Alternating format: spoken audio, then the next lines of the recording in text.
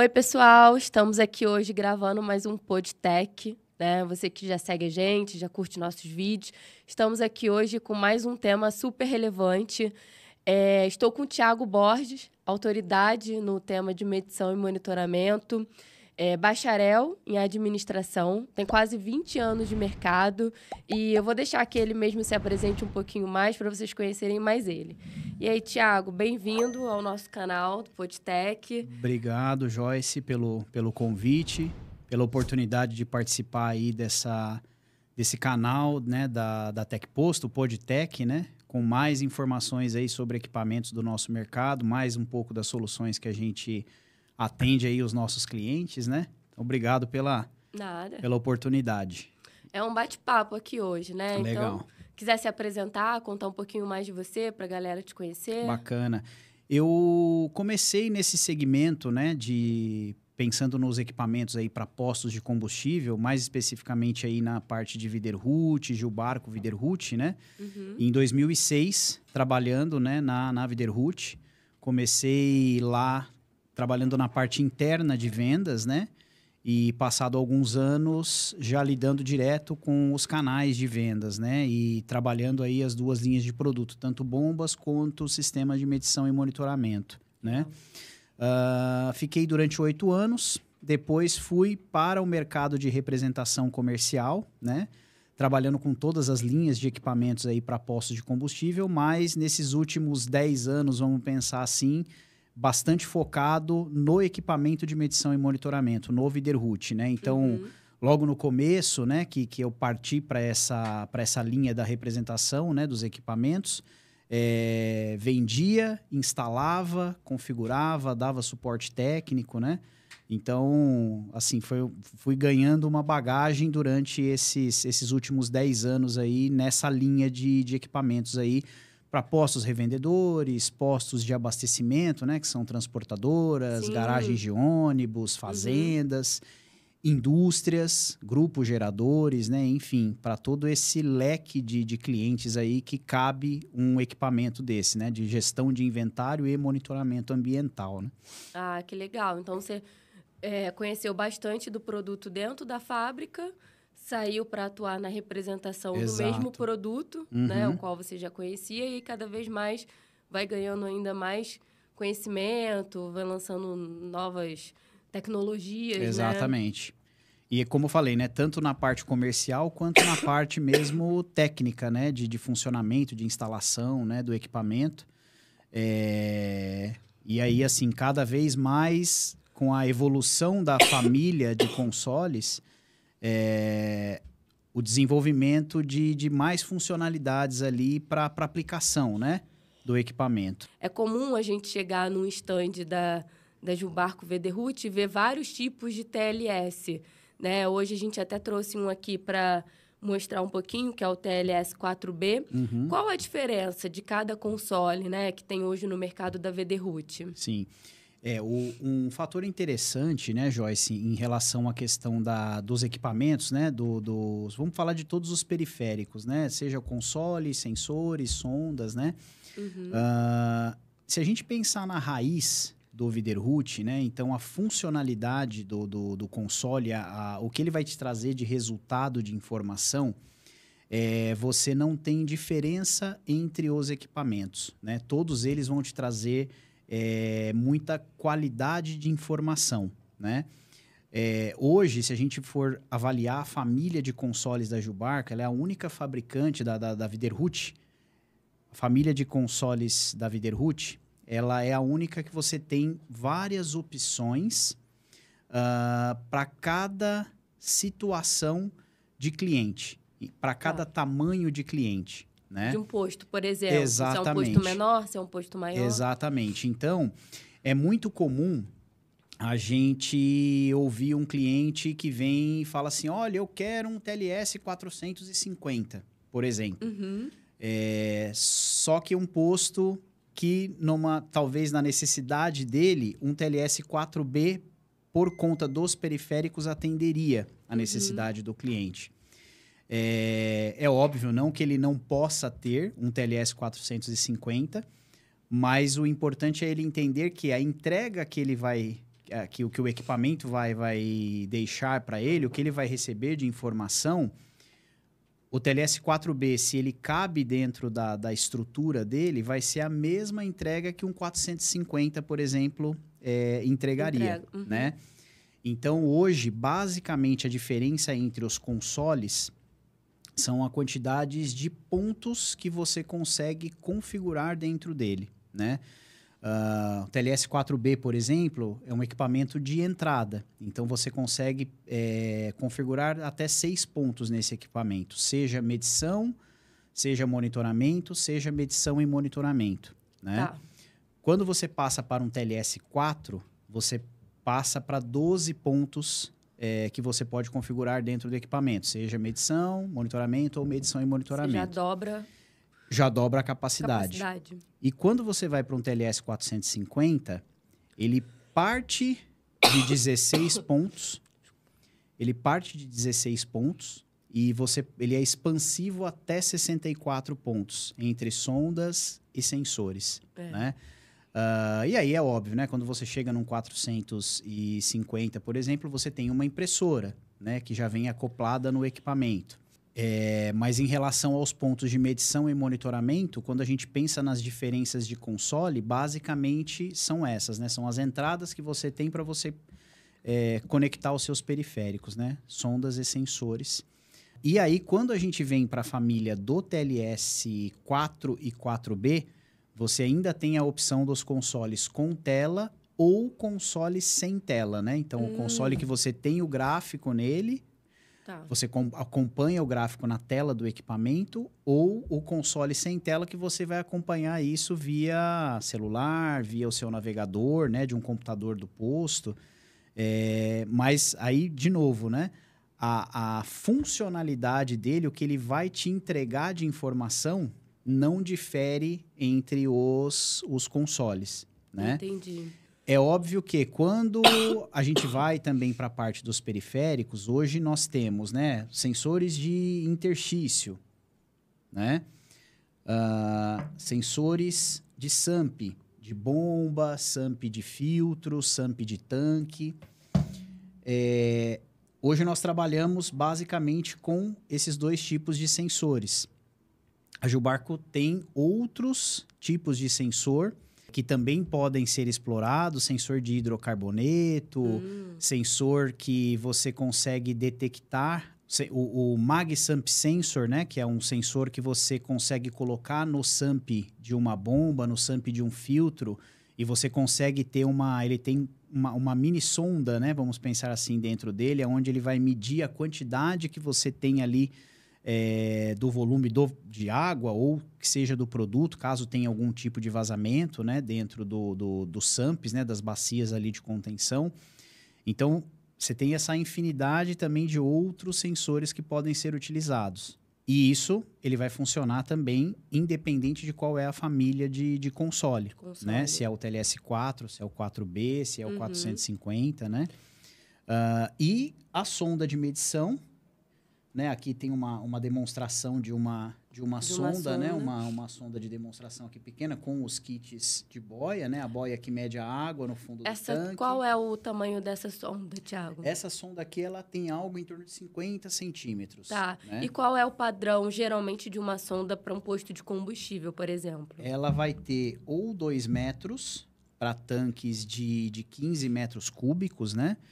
Ou 2,66 metros para tanques de 30 metros cúbicos, sejam ele pleno, bipartido, tanque de 20 metros cúbicos, de 60, né? Então, assim, a sonda que ela é mais utilizada hoje é a sonda de 2,66 metros, que ela atende aí 90%, vamos pensar assim, do parque instalado, né? De tanques. E a sonda de 2 metros, que são para os tanques, geralmente os tanques de 15 metros cúbicos, que tem 1.910 milímetros ali de diâmetro, né? Então, ela pega todo realmente o diâmetro ali, a circunferência do tanque, né? Para você poder ter ali a maior precisão realmente na medição do produto, né? Qual o nível aproximado de precisão hoje que uma sonda tem na medição? Tá. Hoje, Joyce, isso é uma pergunta interessante, né? Porque muito se fala sobre precisão. Aham.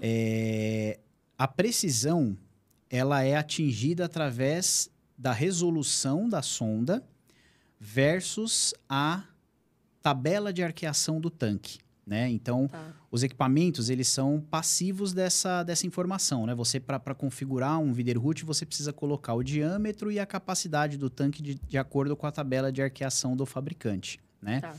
Aí, com base nisso, a sonda da Widerhut hoje, ela é a que tem a maior resolução de medição do mercado, né? Então, ela é a resolução dela é de 1/100º de polegada.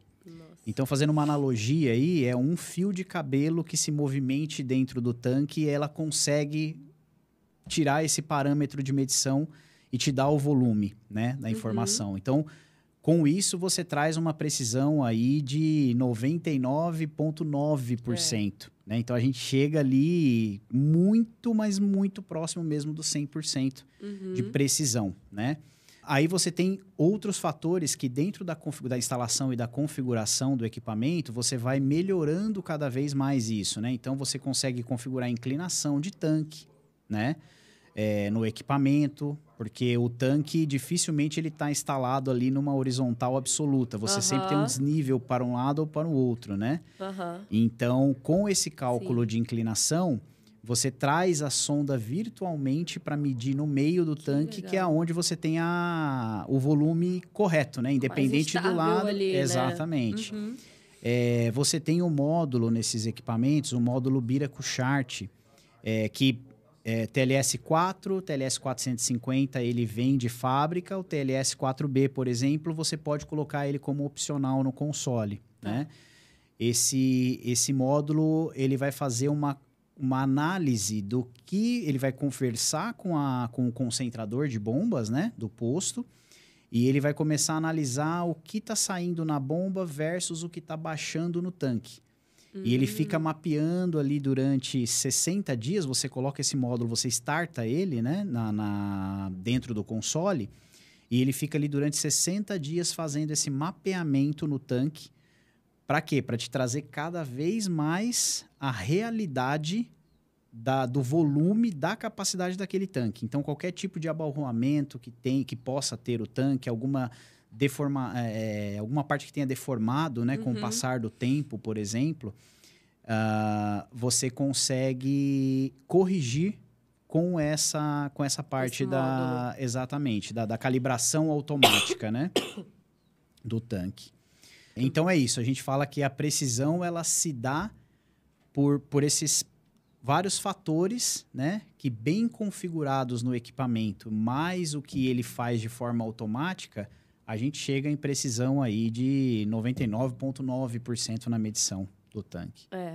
Altíssima, né? Sim. Se comparado a muitos postos que ainda fazem a medição na régua ali, por exemplo. Exatamente. Né? Né, no passar desses anos aí, a gente já ouviu diversos casos, né, de clientes com as variações aí mais absurdas possíveis, né? Então, a gente chegou a pegar caso de cliente, por exemplo, que tinha todo mês 2% de margem de erro, de diferença, né? Hoje, pelo LMC, o que é permitido é que ele tenha 0,6% para mais ou para menos, né? Falando com pessoas até de outras regiões, né, da América Latina, já tive essa oportunidade, o pessoal falar de chegar em companhia que eles trabalharam assim de 3%, por exemplo, que tinha de diferença, e eles trazerem isso para 0,2%. E aí você fala, totalmente aceitável, né? Porque aí você tem a questão de evaporação, de produto, né? Então, ou seja, praticamente ele zerou a diferença que esse cliente tinha ali no final, né? Depois que ele colocou um Widerhut. Um Widerhut, que ele colocou o Bira-Kuchart para rodar, né? E assim, é uma situação hoje, né, Joyce, que a gente entende do seguinte, né? Hoje já não é mais permitido que o posto meça com a régua, né? Então, ou seja... eu ia entrar nesse assunto de legislação, né? Como é que tá isso aqui no Brasil? Isso, hoje já é obrigado o cliente a utilizar... o cliente já é obrigado a utilizar um sistema de medição e monitoramento no posto, né? Por conta de questões trabalhistas, a portaria do benzeno, né? Você tem todo um contato ali com a régua, né? Quando você faz essa exatamente, medição. o vapor do combustível, Sim. né? Então, assim, já é obrigatório ele ter um sistema, né? Tá. Ok, esse é um ponto trabalhista, né? Mas o que eu sempre costumo falar com os clientes é a questão realmente da gestão de inventário. Então, assim, hoje, quando ele faz a venda do produto, ele já tem uma gestão dessa venda que ele tem um sistema por trás disso. Ele tem a bomba, ele tem um concentrador de bombas e ele tem um software ali que ele acessa, que ele faz a gestão da venda do produto, né? E por que a gestão do estoque, do inventário dele, que é dinheiro, né? É o dinheiro líquido, né? Que ele tem ali no posto, né? É o cofre dele, né? O tanque. Ele faz somente com uma régua, por exemplo. Ou vai negligenciar, né? Exatamente. É fundamental hoje que ele tenha acesso a essa informação. E com um sistema de medição da Widerhut, além dele ter, vamos pensar num console como esse, ele ter o visual aqui pela tela, mas uma vez que ele tem um acesso via computador, ele consegue buscar diversos tipos de relatório e ter o controle durante um período muito longo. Seja inventário, então todo o fechamento de turno dele. Se ele tiver inventários de mudança de turno, né? Ele quiser fazer o controle do inventário das mudanças de turno, ele também pode acessar esses relatórios, as entregas de todos os tanques, o histórico de alarmes que ele possa ter. Esse é um bom ponto para a gente explorar, né? Porque alguns clientes ainda sentem falta da impressora, um cupomzinho, alguma coisa assim, onde ele possa visualizar e até pegar. Outros clientes já são bem acostumados com a tela e outros já nem precisam mais da tela, já viu que pelo celular consegue controlar isso, né? Como é que funciona? Quais tipos de alarme ele consegue programar? Dá para... eu faço questão de ter uma impressora. Eu consigo conectar uma impressora direto no TLS? Uma pergunta interessante, né, Joyce? O equipamento, a Widerhut, né, como um todo, sistemas de medição e monitoramento deles, já vem sendo produzidos há 45 anos, né? Então, começou ali com um consolezinho pequeno, com uma tela LCD, com meia dúzia de botões, onde ele conseguia passar a informação de passar dos tanques ali, para ele ter o volume, o quanto que faltava para completar, se tinha água no fundo do tanque ou não. Já tinha monitoramento nessa época? Nessa época, somente a medição, exatamente. Aí depois passou para um que era uma tela monocromática, onde ele já tinha ali também, como ele tinha o desenho dos tanques, né? Mas era uma tela monocromática, ele tinha um pouquinho mais de detalhe na informação. E aí depois veio a família, que a gente fala família 3, né? Hoje nós estamos na família 4 e tinha a família 3, que era a TLS 350, o TLS 300, o Pro Plus, né? E aí esses equipamentos, eles tinham a impressora acoplada, porque você tinha uma tela de LCD, onde você via o básico, né, das informações.